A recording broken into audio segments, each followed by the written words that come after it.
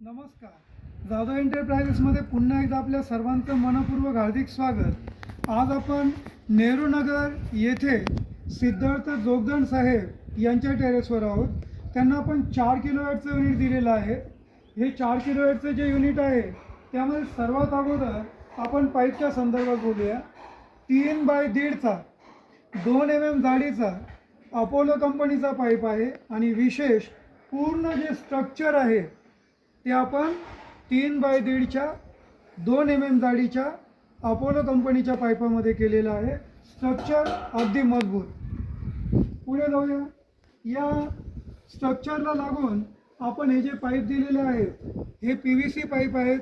याचा थिकनेस पण चांगला आहे, अगदी दणकट आणि मजबूत अशा आहेत. याच्यामार्फत आपण वायरिंग केलेली आहे. सगळीकडे युनिटमध्ये आपण बघू शकता या पद्धतीने आपण वायरिंग केलेली आहे. अर्थातच हे जे पॅनल्स आहेत या पॅनल्सला सिरीज सर्किटमध्ये जोडल्यानंतर पुढे जी वायरिंग आहे ती पूर्ण PVC पाईपाच्या मार्फतच पूर्ण युनिटमध्ये आपण दिलेली आहे. आपण ते बघू शकतात. त्यानंतर आता ह्या युनिटसाठी आपण हे जे पॅनल वापरलेले आहेत हे पॅनल वारी कंपनीचे आहेत. वारी कंपनीचे 580 वॅटचे हे पॅनल आहे. 4 किलोवॅटचं युनिट आपण जोगदंड साहेबांना दिलेलं आहे. मग 580 वॅटचे हे एकूण 7 पॅनल आपल्याला इथे बघायला मिळतील.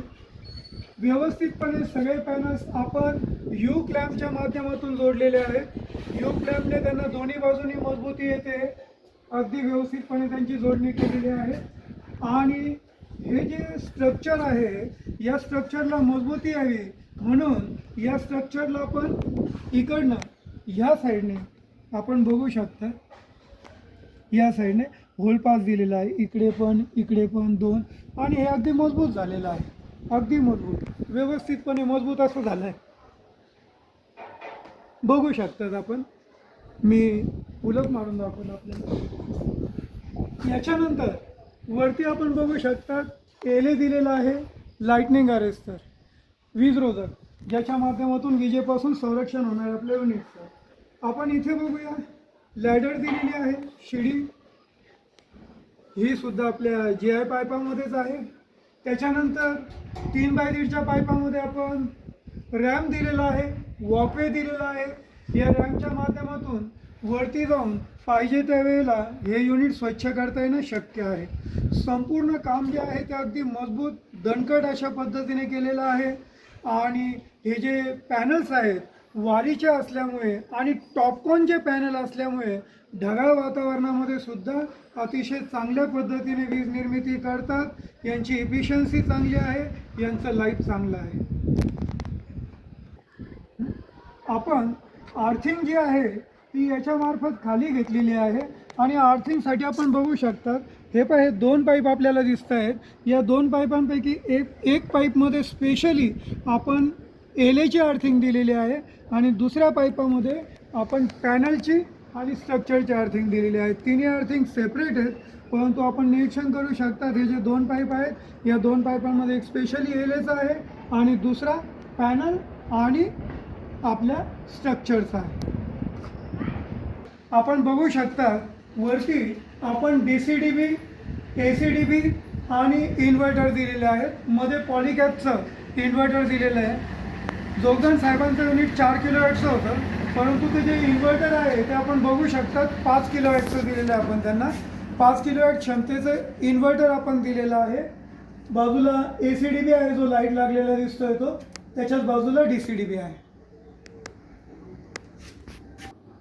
यानंतर आपण बघू शकतात की इथे आपण जोगदंड साहेबांना सोलर मीटर दिलेलं आहे.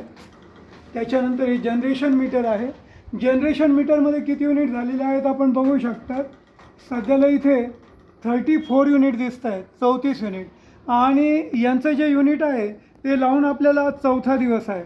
चौथा दिवस म्हणजे 4 दिवसात आपण जर बघितलं तर एका दिवसाला 8 युनिट पर डे अशा पद्धतीने हे प्रोडक्शन झालेलं आहे. ते सुद्धा सध्याला आपण बघू शकतात पूर्ण ढगाळ वातावरण आहे. सूर्य वगैरे बिलकुल नाही आहे. 4 दिवसापासून अशाच वातावरणामध्ये ही वीज निर्मिती सुरू आहे. म्हणजे ह्या वातावरणात जर ते या पद्धतीने वीज निर्मिती करताय तर उन्हाळ्यामध्ये समरमध्ये कसं करेल आपण विचार करू शकतात. त्यानंतर इथे आपण बघू शकतात LCB दिलेला आहे.